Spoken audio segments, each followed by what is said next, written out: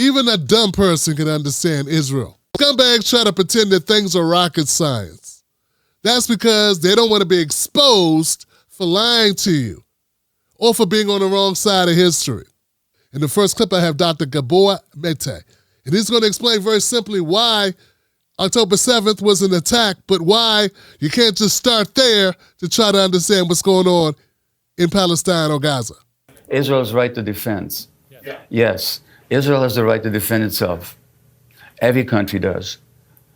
But Israel has no right to impose an occupation on people. I'm not justifying the terrible events of October the 7th. I'm talking in the absence of historical awareness. It all just looks like Israel defending itself. But against whom? Against a population that has been massacring in a number of thousands for 80 years and taking their lands and destroying their homes and jailing their children and torturing them. That's the history. Now, unless we know that, it all looks like this poor little country trying to defend itself. But against whom? Against people it's been occupying and displacing for 80 years. That's the history, as Israeli historians have shown. I don't make this stuff up. I wish it wasn't true. I wish I could believe in the dream of the Jewish state. I love that dream. Except I found out at what price, at what nightmare that imposed on the Palestinians. The majority of the corporate media, when they talk about what's going on in Israel, they want to frame it from October 7th. They want to just say the story of people minding their own business and all of a sudden these terrorists attack them. The reality is actually a lot different. Since 1948, the area has been occupied. There were people that were living there, and these other people came and said, hey, this is now our place. And they had the military backing in order to do this. And they took over this land with people that already lived there. And they dominated these people. They controlled these people's access to everything. And if you leave Gaza and you're a Palestinian and you leave the West Bank, you can't come back. But if you're of Jewish descent, you can leave and come back and travel as you want. You can go visit Florida and come back. You can go to UK and come back. You can go to Italy and come back and not be kicked out of the country. These people have been denied employment, denied many of the freedoms that you would think people would be allotted in a democratic country. But that's not the case here. Someone took over a place and decided, hey, we make the rules. And we want you out, and if you won't leave, we're going to make life unbearable for you. That's what we're going to do. And we're going to lock you up if you don't go along with our every whim. In this clip, Piers Morgan is going to ask Dr. Mete, hey, what can we do to get to peace? How can peace be made? Listen to what the doctor says very clearly, very plainly, what's going to be needed if there's ever going to be peace in Israel, in Gaza. Well, I hope along with you as well. But again, I'm saying that there's no possibility of that until the international community, and particularly Israel's big brothers, the UK and the US, stop supporting its illegal, brutal, inhumane, and rapacious occupation. It can't happen without some pressure. And again, most Israelis are simply not aware. I've been to Israel, talked to people. They have no idea what's happening a few miles away from when they're sitting in Tel Aviv having coffee, and they have no idea, or in Jerusalem, and they have no idea what's happening a few miles away, how those people under occupation are living. And this has been, it's not that they're not capable of being aware, but like most people, they're just not. And I'm saying that unless we fully get the Palestinian experience historically and throughout the decades and into the present moment, we can't possibly understand what's going on here. The answer is very simple. Leave. That's my answer.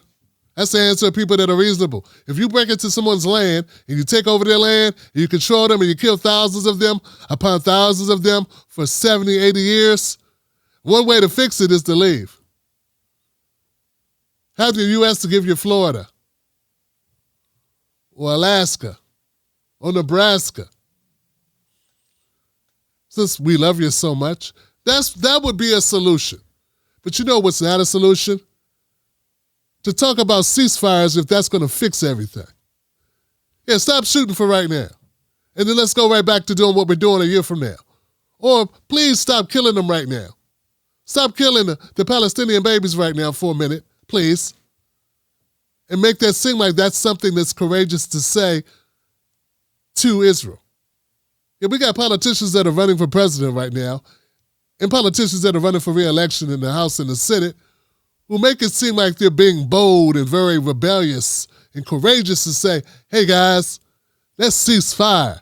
Hashtag cease fire. When really the only thing you can say if you're a person that's actually trying to find justice, if you want to stand on the right side of justice and morality and what's right and wrong, you would say, hey, how dare you occupy these people's land? How dare you subject them to pain and suffering for the last 70, 80 years? Get out of there. That's the reasonable thing to do. People will never, ever give in to being dominated. My last clip is by Dr. Norman Finkelstein. He has a way of putting things that make them just very simple and plain as well. Memory, much as they try, the list is too long. But every few years, Israel conducts what it calls an operation in Gaza. What is the operation in Gaza? Israel coined a very happy locution. It's called mowing the lawn in Gaza.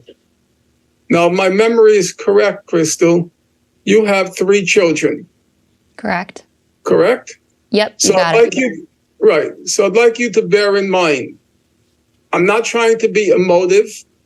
I'm not trying to be dramatic, but I also am trying to paint for your listeners a realistic picture of what's been done to those people.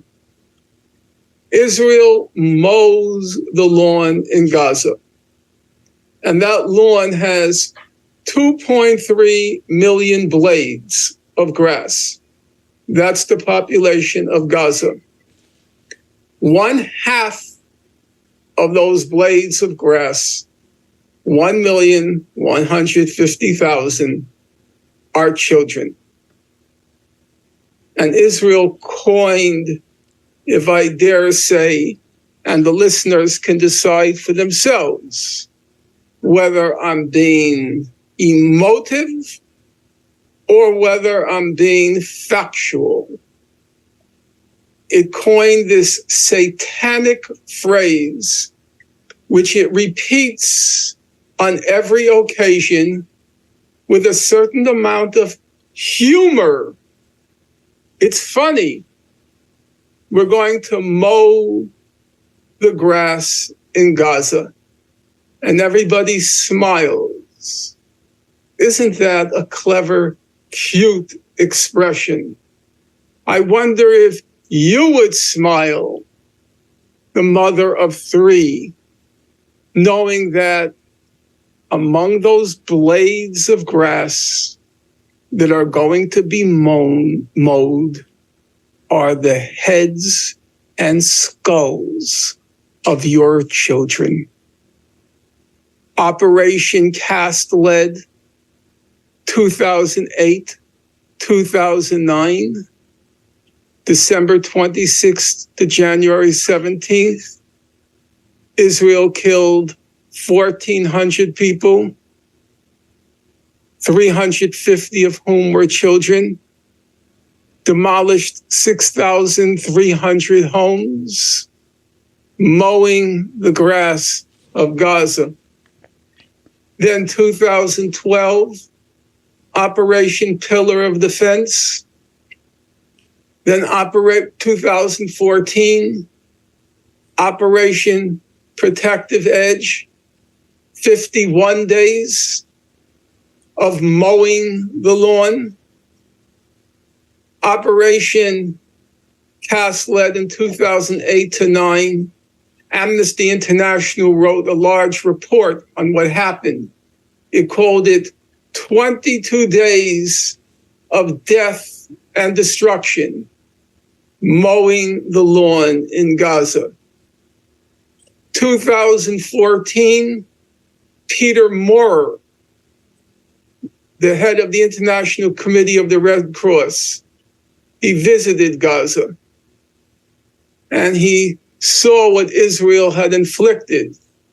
2,200 people killed, 550 of them children, 18,000 homes vaporized.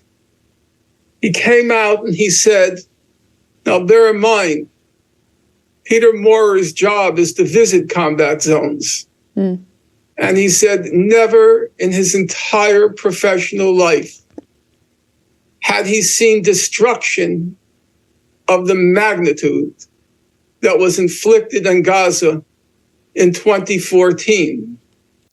Get it now?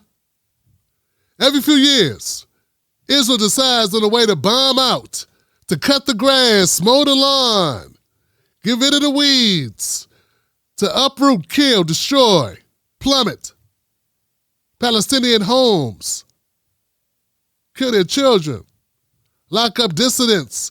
Every few years, they go on what's called a campaign, where they get rid of more Palestinians. And then people are sitting around trying to figure out what's going on. Folks, you realize this is our point of record. What Dr. Finkelstein is reciting to you is common knowledge. If you Google it, it comes up. It's not hidden information. Everyone knows about these campaigns that occur in Israel. That includes the politicians who are paid by organizations like AIPAC, who fund their campaigns, who they side with, regardless to what they do in Israel, who go along and co-sign the activities of Israel, who vote to give them more money and more money, knowing what kind of campaigns that they go on every few years. So what I'm trying to say is, yeah, you may say, oh, we don't need to know about this, or maybe you haven't had the opportunity to look into it. I want you to be aware because I want you to know just how corrupt your politicians are. Just how willing they are to go along with atrocities in order to get reelected, to toe the line, to stay in good favor with their political parties.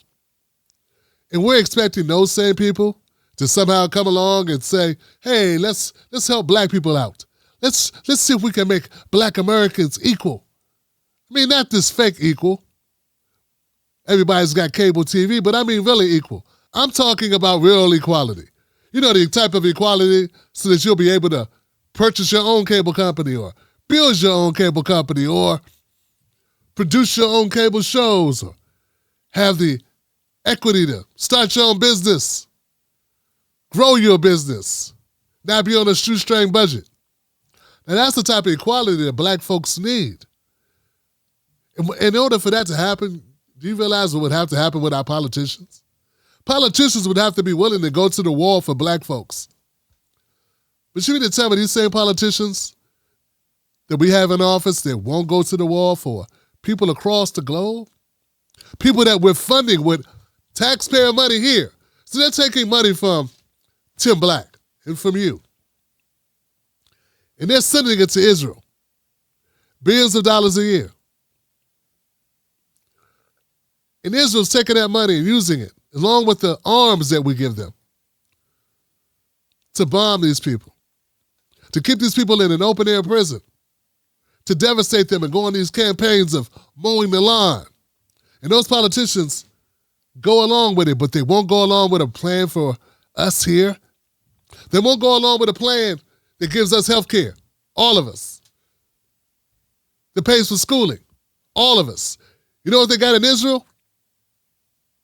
Universal health care. That means everybody can go to the doctor for free. They have universal college. That means everybody can go to school for free. You know what we have in America? None of those things. What I'm telling you, folks, as much as people try to tell you that this is too big to understand, it's not too big to understand.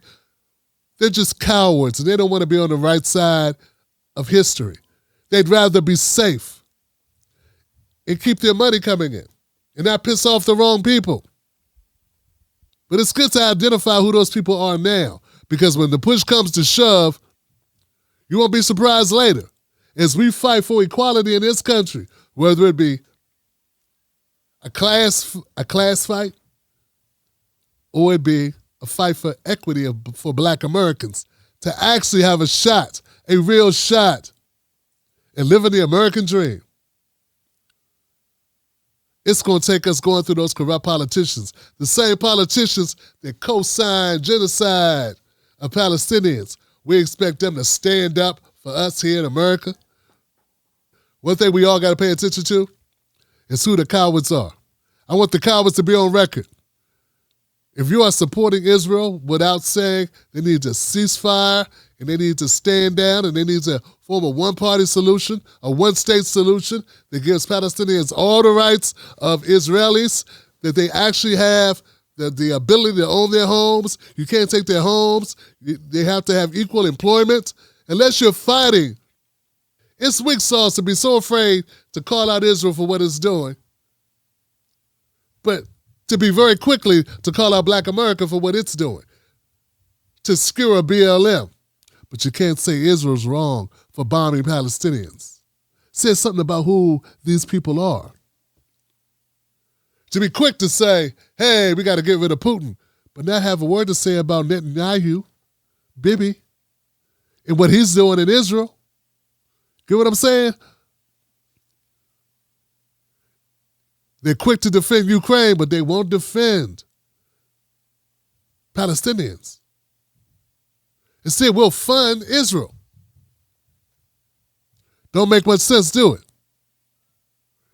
Until you realize it's not about right or wrong, it's about our best interest, whatever our interest is. And our interest is not in democracy. It's not in righteousness. It's in money, resources, conquering, control, greed, power.